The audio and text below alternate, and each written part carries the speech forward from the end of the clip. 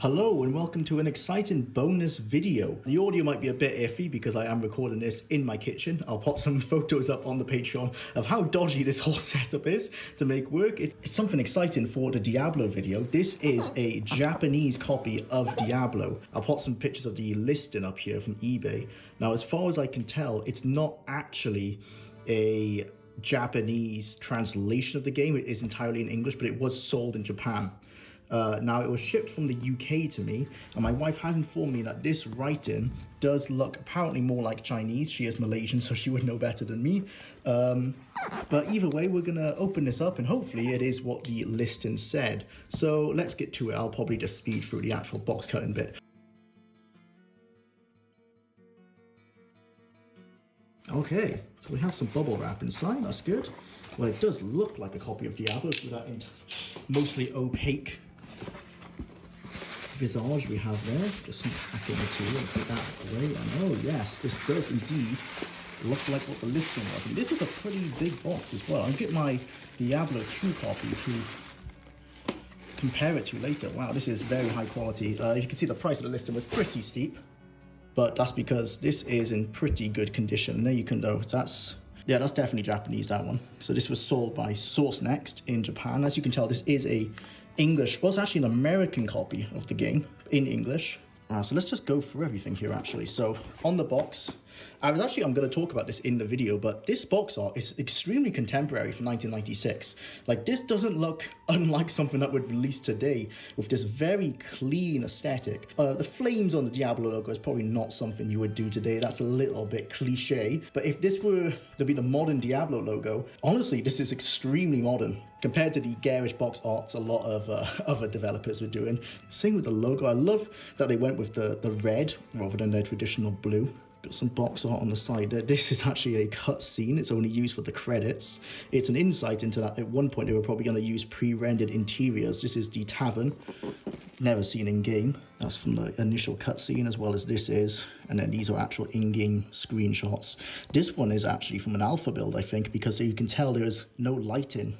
There's no lighting behind these walls. It's extremely bright. Now, the spell would have done that, but I think this is actually a mock-up from the alpha. Embark if you dare on a quest to destroy a Lord of Evil. Now, this is really exciting. Of course, from the makers of Warcraft 2. Actually, a bit of a lie. It's not from the makers of Warcraft 2. It's from Blizzard North, Condor Incorporated. It's published by the makers of Warcraft 2. They can say that. And as you'll see in the video, Blizzard did actually help a lot with the development for Diablo. Yeah, that's really cool. And Warcraft 2 as well. It really put Blizzard on the map. So it was good to put that there because it would have got a lot of fans interested. See the specs back down here. Multiplayer options. What does it say for multiplayer actually? Modem, no modem, cable, IPX network, or Battle.net. Yeah, because you can play it over a actual online network, but most people would have used Battle.net because it would have been easier. Requires low latency internet connection with support for 32-bit applications. That's probably most people would have been running that anyway. Of course, this is a Windows 95 required game. It did not release on DOS, which was quite rare for the time. Not many people who were switching over to Windows only. Diablo was kind of on the forefront of that. And the big thing that made Battle.net so popular back then was free access to Battle.net. Now, it does require an internet connection. Of course, it's not magic, but that was a big thing. Bonus inside, 2 easy ways to get on the internet. I wonder if they're still in there. It did look like a pretty complete box from the listings. Now, interestingly, this is the original sticker on the bottom. That's never been opened. Oh, we got some more stuff on the bottom as well. Just some customer support. Some registered trademarks. These are the additional inclusions for online. Now, this was a Japanese copy, so I wonder if they were taken out, but probably not. This probably came sourced from America, wasn't touched, and then was just sold in Japan. So these probably are still in there unless they were taken out by the seller at some point. All right, so let's open it up. Got a cardboard box inside. That's pretty standard. It came with Diablo 2 as well. Wow. Okay, double-sided cardboard box. The one for Diablo 2 is just completely open. Let's just see, there's nothing else in there. No, that's empty. Wow, okay, yeah, we do have the original AT&T. I think that's the box is upside down. That's interesting. Okay, we got some translation there.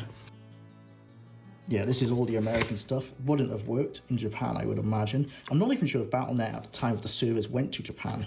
I know they did come over to Europe. Cool. Oh, wow, we've got the original product registration card. Okay, so this isn't the original. Yes, this is the original manual. So this was an additional thing made by Source Next. So they would have put this into the box. So it's interesting that they kept the American registrations. This is, of course, is fan art, I guess. Well, art by Source Next. And yeah, this is a Japanese translation of the manual. Wow. I'm wondering how much has been translated, because this is nowhere near as thick as the actual manual. No images have been carried across. And I can't read Japanese, so I'm not sure if this is just troubleshooting. Yeah, done. This is controls. Yeah, I'm wondering if there's probably no lore has been translated. BattleNet. So this is just all technical stuff. This might be lore, but if it is, it's been heavily cut down. Very interesting. Okay, got some more packaging inside. I'm not sure if this was originally came with the game or not, or if it's just been added by the seller. And wow, this is the full manual. It does feel a bit wider than Diablo 2 one. Actually, we'll compare it. It's still black and white inside, just as with Diablo 2, which is a shame. I would have, liked some full color. I'm just going to check on the PDF online. One of these images is in color, and I just want to check if that's the case in the actual manual. Can't remember where it was. I believe it's of the belt. No, okay. So in the online PDF, and I'll put a screenshot up here. One of the images in here is actually in color, bizarrely enough.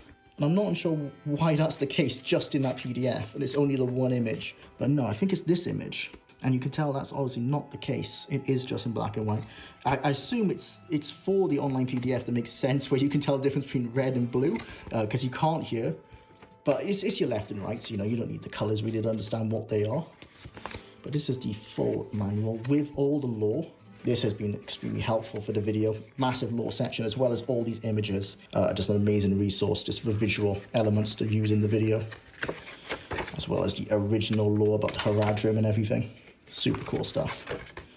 And note section not used. I do like sometimes to see if, when you buy in a used game, if someone has wrote some notes in it. I just bought a copy of Pirates of the Caribbean from a charity shop, the 2003 Bethesda version. And that actually, in the control bit of the manual, he changed all the controls to what he mapped them as. I thought that was quite funny.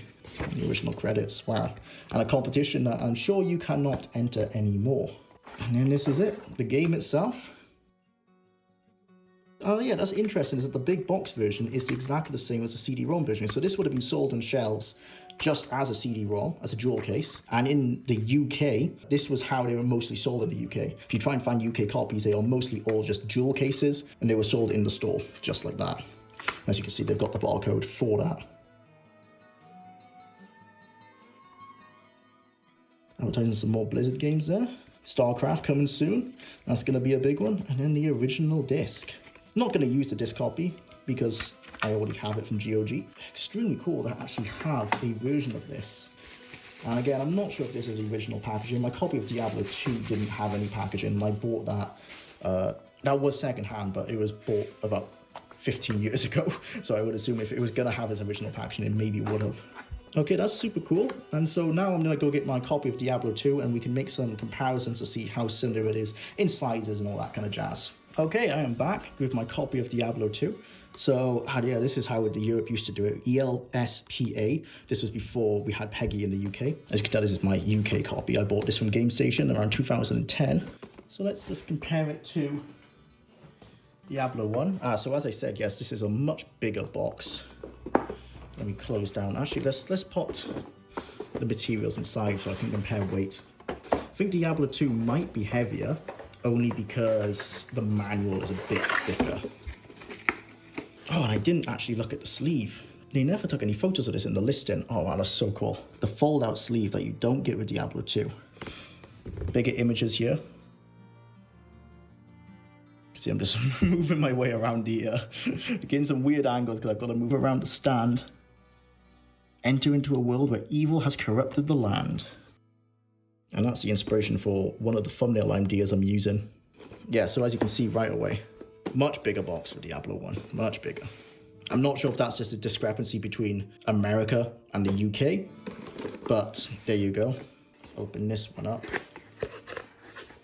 And I was mistaken actually, I remember this in my mind being an open face cardboard box, but it's not. It does have a closed lid. Open that up, and there you go. So you got the game in the jewel case again. But as you can see, I've got all 3 discs here. 3 different install discs. I'm not sure why they're all in the individual jewel cases. Surely they could have just came up with a bigger jewel case. But again, you got this with the barcode, which is interesting because, yeah, this couldn't have been sold like this because it only contains the 1 disc. So interesting that this does have a barcode, as if it could have been sold in this way. And the discs are, that's the play disc, the install disc, and the cinematics, which was so big they had to have their own CD. And then we've got the manual, which is way more hefty. Diablo 1 manual. Obviously, Diablo 2 is a much bigger game, and there's a lot more lore in this one as well. And then we just got some catalogs for Sierra, actually, not Blizzard. Interesting. Oh, Sierra and Blizzard, because they were owned by the same conglomerate. Yeah, so they're both advertising each other's games. Cool. So that's my original copy of Diablo 2. Diablo 1 box is slightly bigger. Interesting. Okay, well, that was a little behind the scenes for you guys, for all the Patreons and YouTube members. I hope you enjoyed. This Diablo video will be coming at some point. It's like 7 hours long now. It keeps growing. I will be using this box, of course, for footage in the video, which was one of the main reasons behind buying it. But I thought this would be an interesting behind the scenes look into unboxing an original copy of Diablo, which is pretty rare. This is in very good condition as well. And I guess it's even more rare because of this sticker and the Japanese manual inside. Thank you all for watching, and I'll see you in the next video.